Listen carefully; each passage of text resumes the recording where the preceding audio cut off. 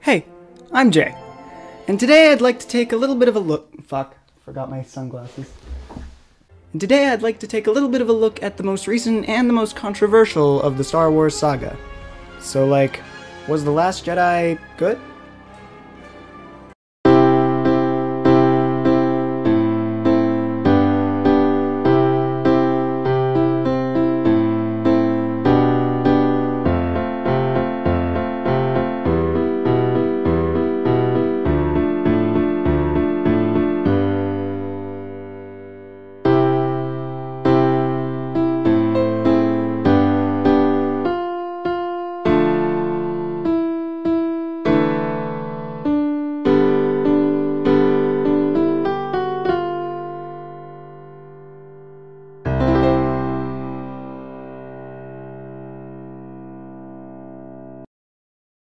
There are differing opinions on the answer to that one, to say the least, so let's resolve it in a good old-fashioned one-on-one debate. As a disclaimer, this won't actually resolve anything at all, just present the arguments for each side clearly. So with me today, I have dialogic partner A and dialogic partner B. A will be arguing for The Last Jedi, and B will be arguing not for it. Usually we'd have someone oversee this. You called? See, just the man I was looking for. Make sure these two stay on track. I've got it from here. Alright, I'll leave you to it. Contestants ready? Great! A, you're up. The Last Jedi was a beautiful subversion of the tropes that Star Wars often finds itself repeating. It told a story that hadn't been told before, and brought Luke Skywalker's story to a brilliant conclusion. The Last Jedi was a terrible diversion from what made Star Wars great, with little sense of theme and setups that pay off in the most disappointing of fashions. In attempting to be unpredictable, it fails to actually tell a good story. Well, this should be good. I think that, considering the first movie of the new trilogy, the second did the best it could with what it had to work with. The payoffs felt disappointing because they didn't pan out the exact same way as last time, and why would you even want them to? It would be a boring story. It would be a satisfying story that followed the patterns that Star Wars had already set for itself, not the exact same. If we accept the axiom that A New Hope and The Force Awakens have set up the same basic things, then we must measure The Last Jedi against The Empire Strikes Back in terms of how well those things paid off. Luke's past was revealed to be, he's the son of Vader. Rey's past was, you are the least interesting child in the galaxy. The big bad that seemed to be really scary? In the original trilogy, it was because he really was that scary. The Last Jedi kills him immediately. And look how shocking that was. Luke's first line in the trailer, "This won't turn out the way you think it will," was true. We realize in the course of this movie that the characters won't do what we thought they would, that the story is in their control, not Destiny's. The theme of the movie? Learn from the past, but don't get so caught up in it that you repeat it, which is just a great metaphor for what the studio was doing. It was learning from the last trilogy and then not repeating it. But even that message is complicated by the character of Kylo. He too wants to burn his past, but also not let go of it? And he's the villain, which makes his stance on the matter wrong? It just doesn't make sense. People don't always make sense. We're a mess of contradictions, which is what makes us flawed. Kylo can't resolve the issue of a past within himself, and he's the villain. Rey is also struggling with the past, and what that means for her, which creates the possibility of her turning to the dark side, but we hope she won't because she's the hero, and she'll hopefully reach a conclusion in the next movie. Luke is too obsessed with what happened with Kylo to open himself to the Force and train Rey. By the end of the movie, he's let that go, and is thus able to teach Rey and use the Force to help his friends and family one last time. Very touching, I'm sure.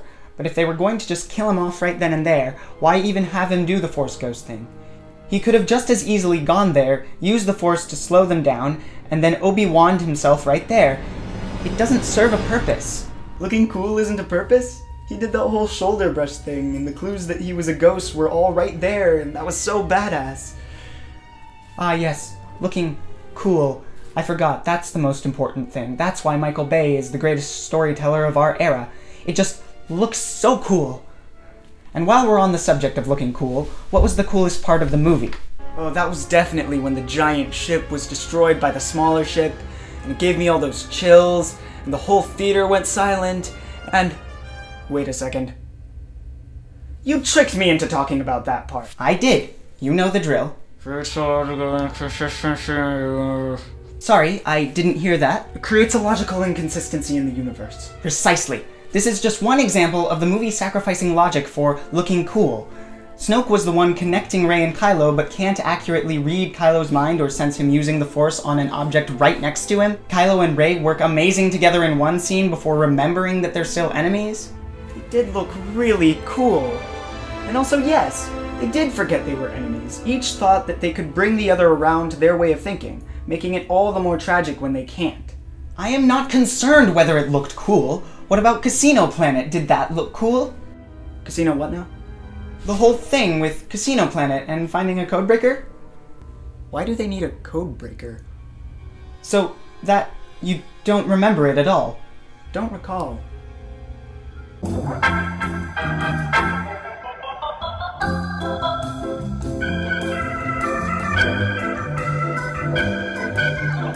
Wow, okay, that part wasn't the best. Yes, precisely. But it was pretty forgettable if you were there to enjoy the movie and not nitpick it, clearly. And it showcases the hero's stupidity and bullheadedness in these moments when they assume various things about the plan and the world and are proven disastrously wrong.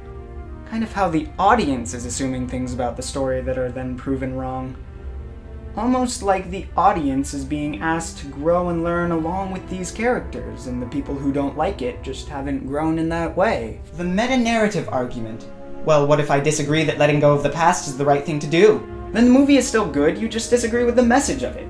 If you don't think that friendship really is magic, then you're not going to like My Little Pony no matter how good of a show it is. If The Room had been a comedy, it would be revered as the greatest work of our time, a masterpiece. The problem was, it wasn't. It intended to be a drama and failed spectacularly. If Kung Fury had intended to be serious, no one would think it was good. So The Last Jedi did what it was built to.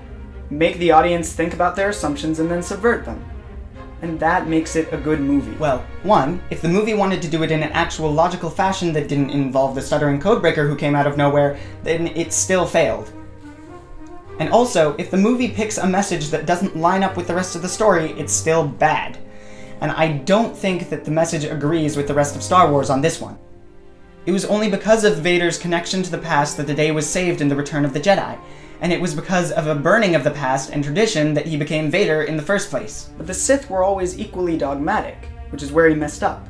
He traded one tradition for another. Not exactly. The Jedi, not the Sith, were always the established organization here, and they were the good guys. Star Wars follows a pattern of appreciating its past, and this is the break in that pattern. Star Wars is supposed to be like poetry. It rhymes. But this movie is more like... I wish I found some chords in an order that is new. I wish I didn't have to rhyme every time I sang. It's an intentional subversion with purpose instead of a forced rhyme like I feared it might be after watching Force Awakens. But if you do that in every single line, then the structure it relies on falls apart. And stressed out, that only works because it established a good logical pattern first, reinforcing it before subverting it. Intentional subversions only work if everything else is airtight in its adherence. But the subversions worked. They were clearly driving you to expect one thing and then delivering another. Their rhyme scheme, as you put it, was established by all the other movies. It doesn't matter how often they do it. It does matter, because those expectations are there for a reason. If we make people believe that they can no longer trust in the logical progression of events in the universe, then they think they can't trust the universe. The universe becomes alien to them. But predictability is just boring, which is why it's so good to see something new. Luke's father being Darth Vader was shocking because no one expected it, whereas everyone going into these movies is going to expect Rey's parents to be important. While it's true that we don't like what we can predict too easily because it becomes uninteresting, we also don't like what we can't predict at all because it literally comes out of nowhere, meaning that it has no origin in the patterns of the fictional universe. It's showing us that we don't know those patterns anymore. They're subject to change. But everything wrong with the movie can be summarized by that measure. The codebreaker comes out of nowhere. The rules as the movie has established them are that it would have to be an extremely skilled codebreaker to accomplish this feat.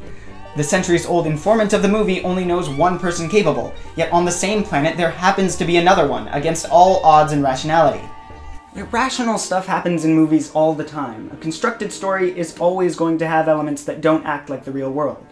But those elements should be kept to a minimum unless what they bring to the story is worth that incongruity. And he was not worth it. None of this was worth it. Alright, lots of good stuff here, but I think it's time to call closing statements. B, you first. The Last Jedi was a discordant note in the Star Wars saga, and sacrifices its spectacular world and characters for some admittedly spectacular moments. The Last Jedi was a well-carried-out, intentional subversion of the Star Wars canon, that, while having its stupid moments, more than makes up for it by challenging the audience and constructing the story Star Wars needed. Well, this has been fun. Hope we helped out, Jay. I honestly have no idea at all. Well, what do you guys think about The Last Jedi? Are there points that A or B missed? Was this a useful exercise at all? Tell us in the comments. I'll give the account over to A, B, and C if you have any questions or points of debate for them to answer, and I'll see you next time.